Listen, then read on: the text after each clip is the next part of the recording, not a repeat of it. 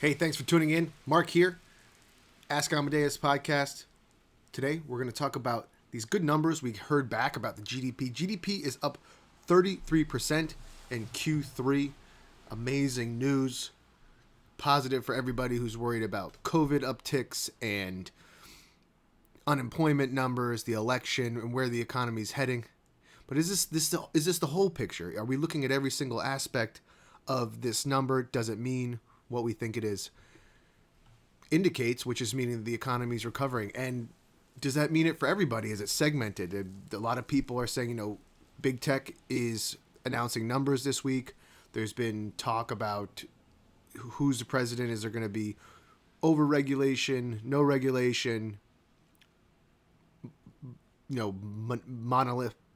monopoly breakup of big tech? It's in the conversation. So let's go look into this number. Forbes has a different opinion, writes Sarah Hansen. That blockbuster GDP number doesn't mean we're out of the woods yet. The U.S. economy grew at a record-breaking 33.1% on an annualized basis in July, August, and September, according to the preliminary estimate released by the Commerce Department Thursday. While the statistics mean that the economy has recouped some of the losses it suffered during the early days of the pandemic, it doesn't tell the whole story. So let's go into a couple key facts. If you've listened to my podcast, we do a lot of real estate, we do some economic stuff, we do culture. Right now, let's talk about where we are. We're in early October or late October. The election's about a week away. In New York City, where I am, we instituted new rolling lockdowns in certain areas because of COVID percentages. Other cities like Denver and places in Texas have also been doing the same. Wisconsin, because we've been seeing upticks. And this has been impacting businesses. Even in my area, they've have teams of people enforcing regulations, which has been a problem for some of these businesses who are, so for instance, I was at a place where there's a deli, I think it was 4 or 5 is allowed, but they also included the deli people and gave them a fine. So this is impacting businesses, and it's impacting small businesses mostly, right? So these giant tech companies like Amazon and Google have seen their stocks go crazy. Pinterest is up huge. People are buying at home. Small business through Facebook is up huge. But then other places that need brick and mortars are done. And the movie industry is basically done. What are you supposed to do with the theater right now in America? Come on. Even though that third quarter growth fueled by personal spending, exports, and private inventory investment is incredibly high by historical standards, it's not nearly enough to offset the massive losses we saw in the second quarter. Obviously, this is the bulk of the shutdown for 2020, COVID. Because of those huge losses earlier in the year, the third quarter is really just proportionately huge and misleading because of how far the economy has fallen. A couple days ago, we talked about the real estate sector in New York, and this kind of we had indications. Obviously Manhattan is hurting a little bit, but then Brooklyn was in a different story. But there's also these numbers also get influenced when the volume's way down, and then you get big ticket items that are impacting this. So for instance, it's a similar situation where a lot of businesses might be hurting, like travel, entertainment industry, like the movies and production and airlines and Boeing and things like that. But big tech, Amazon, huge, going up, had a big year. I think it's up to $3,400 a stock now. Apple. So it's being consolidated. I was talking with a friend. We were calling this not the Great Recession, but the Great Consolidation. A better representation of third quarter growth would be the change in GDP from second quarter to third, which was 7%. Relative, right? And the blockbuster 33.1% statistic is also misleading because it's an annualized rate, which calculated by assuming that the level of growth in third quarter will stay the same for the rest of the year. So moving into the holiday season. Holiday season's big, right? Especially in a place like New York. That's where you get a lot of the travel industry. You get the hospitality industry, which is really hurting. I was at a hotel last week, got great rates. Nobody was there. It was awesome. On the beach, Asbury Park. Go check it out, the Asbury. That's not likely to happen for a few reasons. The recent surge in coronavirus means that economic activity will slow again before the end of the year, and the absence of a new coronavirus relief package to follow the $2.2 trillion CARES Act, which passed in March, means that the economy won't have nearly as much support in the fourth quarter as it did earlier this year. If you've been following this, they're going back and forth about passing this package. I think the Democrats wanted 2.6. The Republicans wanted 1.4, 4 or 5, and they settled around 1.8, I think. But Nancy Pelosi, if you go on CNBC, she's been blocking a lot of this. A lot of it, I think, is personally for, political reasons before the election. That's not too far-fetched, right? A couple key background points. The U.S. saw really bad growth in the second quarter, and GDP shrank 31.4%, or 9.5% drop from the second quarter, thanks to major declines in personal consumption, exports, and state and local government spending during the pandemic. Much of that economic pain has continued through the fall, despite moderate improvements as some businesses reopen and consumer demand stabilizes.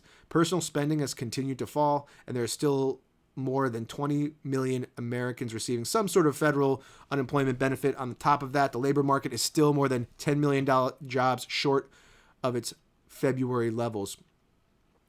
And especially with rolling lockdowns, some businesses are bringing back people full time, some of it's part time. They're on and off unemployment, and it's sometimes it's a tale of two economies for people. Some people are doing quite well. They have jobs that have gotten busier because of COVID. Certain industries, like we're saying, big tech, have prospered because of it. Other industries have not. So it's a consolidation into certain types of industries. So this is a crucial quote they have here for Forbes. Even as the economy was growing, there was evidence of extreme distress amongst families. Brookings senior fellow Jay Shambaugh wrote in a recent blog post, surveys suggest surges in food insecurity, reductions in employment, secondary incomes, tips, gig work have left many families on the brink. Over 2.4 million workers have filed for unemployment for more than 27 weeks, a number that is sharply increasing and demonstrating extreme hardships for many households. And what to watch for lastly, Thursday's data is the economic release ahead of the third, which is the election, and President Trump, who has long touted strong economic performance as his bellwether of success. And, if you watch the last or second presidential debate, it was definitely a version of be scared, take precautions. Like I said in my last podcast, we will prosper when everybody is treated fairly or have equity or deal with the COVID coronavirus, versus we have to live with it, learn to live with it. It's part of life now, and we will all have equality if we have opportunity and jobs. So it was a stark contrast of what's going on. So, from my personal perspective in New York, what we're seeing is, if you listen to the podcast, we do a lot about real estate. Obviously, I said it a bunch of times. Two things we're seeing here. We're seeing a lot of businesses. We saw a lot of businesses close in Brooklyn, mom and pops, things like that. But then Amazon, Facebook, I don't know about Google, they leased up a lot of office space. That indicates that pretty soon, we will be moving forward and people will be coming back. Are people building that in? Are people thinking about this as in the future? I have been noticing a lot of companies are not going to force people to come back even as the winter comes in. I think the winter, the transition, people are trying to prepare to see what happens. I mean, a lot of these people who went back for the summer for gig works or restaurants or hospitality or tourism partially, I mean, with the winter coming in the Northeast and the West and just North in general, do they get laid off again? Do they go back to unemployment? Do they just shift and do things like Amazon Flex? Like I met a guy who said that, he lost his job and he started doing Amazon Flex, and he was like, listen, it's not great, but it's not that bad.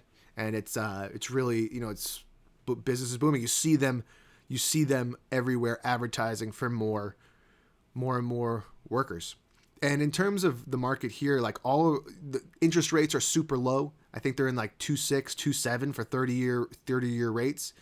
Depends which zip code you're in, depends what your credit score is and everything like that. But that has fueled the cheap money is fueling the housing market in other areas outside big cities like San Francisco and New York specifically. The rental market, not a lot of action in the rental market, but a lot of people are buying. So that also that's an indicator of the economy. People feel confident to make long-term investments. And hopefully when this election's over in about a week, everything will be back to normal. I doubt it though.